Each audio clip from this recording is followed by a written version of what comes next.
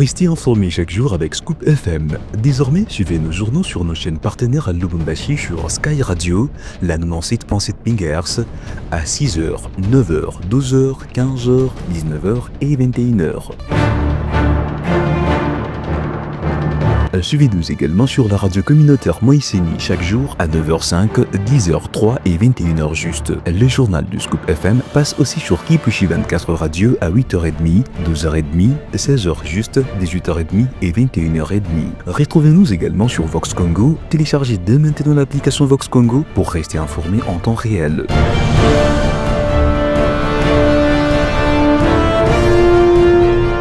Scoop FM, suivez-nous sur notre page Facebook et sur notre chaîne YouTube pour tout savoir sur l'actualité locale, provinciale, nationale et internationale. Scoop FM, la neutralité réelle. La neutralité réelle.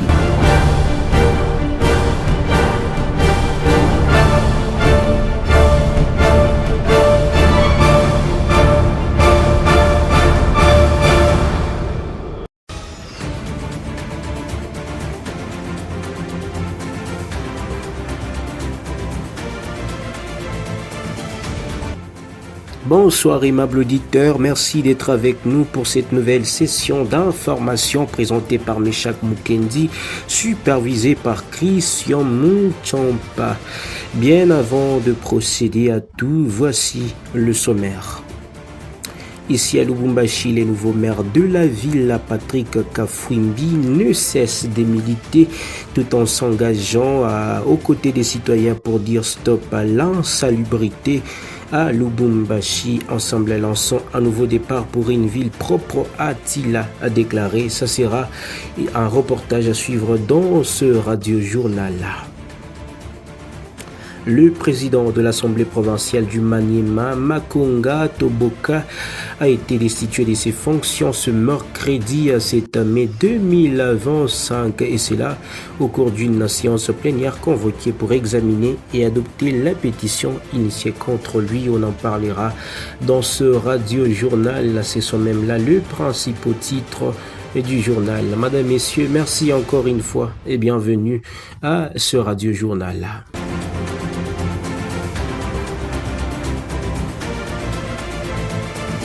Merci encore une fois. Ouvrons ce journal en bref. La première ministre Judith Suminwa Tuluka a eu une séance de travail ce mardi dans son cabinet avec le gouverneur du Kasaï central Joseph Moïse Kamboulou et celui du Kasaï Crispin Mukendi sur l'état d'avancement des différents travaux d'infrastructures routières, la construction de certains ouvrages, des aéroports et des bâtiments administratifs. En effet, les patrons de deux provinces sollicitent l'accompagnement du gouvernement central pour l'exécution des travaux des constructions de routes, notamment la route Kananga-Kalambambouji, celle du barrage hydroélectrique de Katende, du barrage hydroélectrique de Bombo, ainsi que l'aéroport d'Ekisongani. Pour sa part, la chef du gouvernement assure de son implication pour une exécution rapide des travaux. Il convient de signaler que la première ministre Judith Suminwa réaffirme ainsi les engagements repris dans le programme d'action de son gouvernement,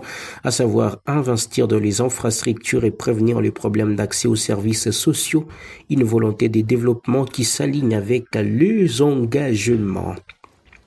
Changeant de chapitre, la ville de Kalemi, chef-lieu de la province du Tanganyika, a vécu son apocalypse après les fortes pluies tombées le lundi et mardi dernier, de morts, des disparus, de maisons inondées et plusieurs autres dégâts enregistrés dans différents quartiers résidentiels. Les routes coupées et inondées, les sinistrés dorment sur le toiture de maisons, les activités commerciales paralysées et fermées. Précision dans ce commentaire.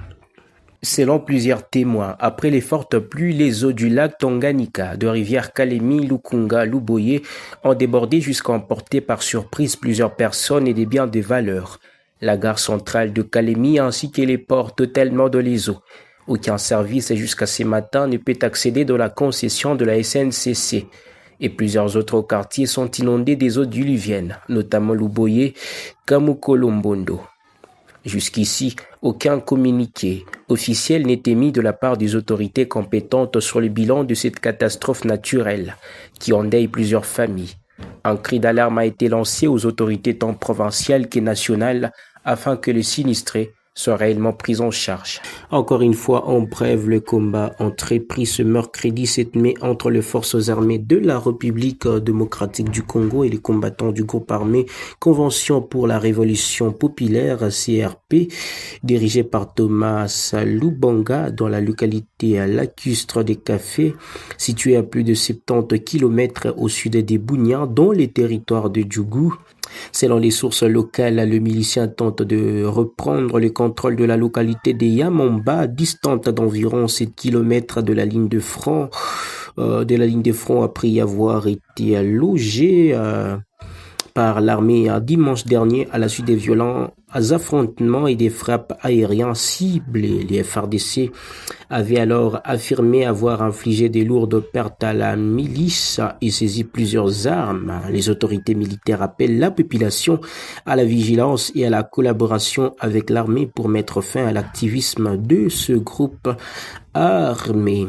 Et cette fois-ci sur le chapitre électoral, dans le cadre de la mise en œuvre de la feuille de route du processus électoral 2025 à 2029, Denis Kadima Kazadi, président de la CENI, a effectué à 6 mai une visite d'inspection à l'entrepôt central de la commission électorale située dans les quartiers Kingwaba. Gracia Kilimali nous en dit plus. L'objectif était de s'assurer de l'état fonctionnel du matériel d'identification et d'enrôlement des électeurs un mois après la publication officielle du calendrier électoral. Accompagné d'une équipe technique, le patron de la centrale électorale a examiné l'avancement des opérations d'inventaire et de vérification des équipements. Cette étape cruciale permettra d'identifier le besoin en réparation ou en acquisition de nouveaux kits afin d'éviter les dysfonctionnements observés lors de précédents scrutins.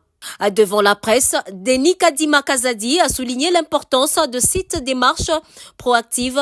Cette évaluation permettra à la CENI d'estimer le budget nécessaire pour la réhabilitation ou le remplacement du matériel défectueux. Contrairement au cycle précédent marqué par de retards et des improvisations, la CENI affirme avoir entamé le préparatif bien en amont.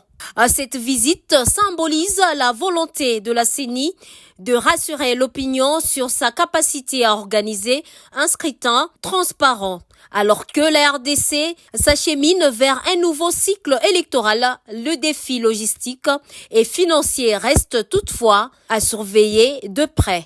Encore une fois, en bref, le président de l'Assemblée provinciale, je l'ai d'ailleurs annoncé au sommaire de l'Assemblée provinciale du Maniema, Makonga Toboka Ifiki Forenman, a été destitué de ses fonctions ce mercredi 6 mai 2025 au cours d'une séance plénière convoquée pour examiner et adopter la pétition initiée contre lui.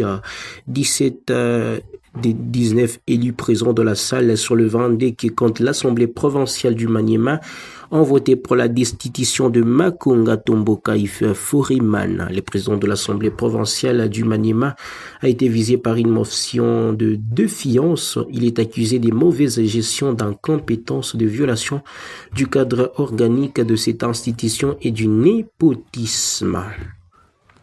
Clôturant ici à Lubumbashi, dans la province du Katanga, je l'ai annoncé en titre, Lubumbashi retrousse les manches. Le maire de la ville, Patrick Kafwimbi, s'engage aux côtés des citoyens pour dire stop et non à l'insalubrité. Ensemble, lançons un nouveau départ pour une ville propre chaque jour, a-t-il déclaré. Les détails dans ce reportage de la mairie de Lubumbashi. Fort et efficient dans ses initiatives de la lutte contre l'insalubrité, le maire de la ville, Patrick Kafwimbi Mumamba, n'arrête d'attirer partenaires et d'autres organismes voués au bon sens. Ramassage, nous avons ramené un camion avec à peu près 33 poubelles sur les poubelles que nous avons. Nous avons ramené le porte-poubelle. Après d'importants coups de main reçus il y a peu, le patron de la ville de Lubumbashi a enregistré dans l'avant-midi de ce lundi 5 mai 2025 un sérieux accord d'assainissement avec la coopérative minière exerçant dans la ville. L'abnégation doit arrêter, mais nous souhaitons que ce partenariat puisse évoluer et produire un résultat positif. Merci beaucoup. Merci. Nous voyons quand même que c'est un bon début avec le matériel. Et nous espérons que vous allez encore ajouter.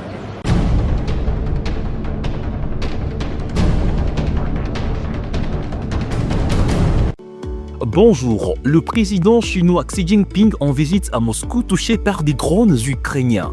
En effet, le président chinois Xi Jinping est en Russie du 7 au 10 mai 2025 à l'invitation du président Vladimir Poutine. Cette visite coïncide avec les 70e anniversaire de la victoire de l'Union soviétique sur l'Allemagne nazie, connue sous le nom des Jours de la Victoire, célébré le 9 mai à Moscou. Au cours de son séjour, Xi Jinping participera aux événements commémoratifs et aura des entretiens bilatéraux avec Vladimir Poutine, son homologue, pour discuter du développement du partenariat stratégique global Chine-Russie et signer plusieurs accords. La capitale russe a subi dans la nuit du 6 au 7 mai une attaque de drones ukrainiens, ce qui a contraint les aéroports moscovites à suspendre leurs activités.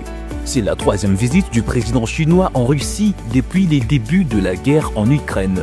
Officiellement neutre, Pékin continue pourtant de renforcer ses liens économiques avec Moscou, composante pour l'industrie de l'armement hausse des échanges commerciaux. Un soutien indirect pour atténuer les sanctions occidentales. Mais les contextes étendus, le président ukrainien Volodymyr Zelensky accuse la Chine d'avoir livré armes et poudres à canon à la Russie. Des accusations que Pékin, de son côté, dément fermement.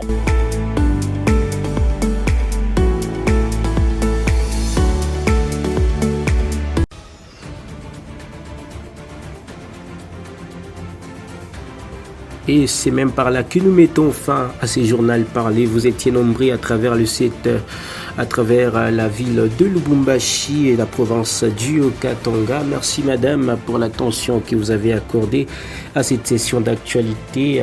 Meshak Mukendi, j'étais à la présentation supervisée par Christian Mouchampa. Sinon, prenez soin de ne pas renvoyer à demain votre décision à croire au Seigneur Jésus-Christ, car demain peut toujours être trop tard. Au revoir.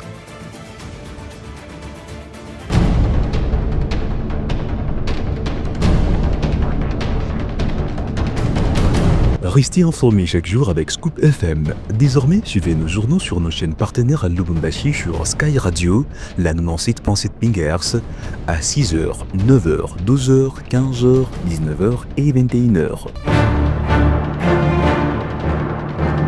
Suivez-nous également sur la radio communautaire Moïseni chaque jour à 9h05, 10h03 et 21h juste. Le journal du Scoop FM passe aussi sur Kipushi 24 Radio à 8h30, 12h30, 16h juste, 18h30 et 21h30. Retrouvez-nous également sur Vox Congo. Téléchargez dès maintenant l'application Vox Congo pour rester informé en temps réel.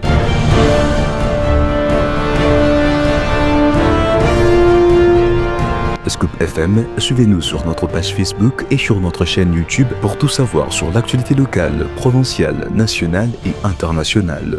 Scoop FM, la neutralité réelle.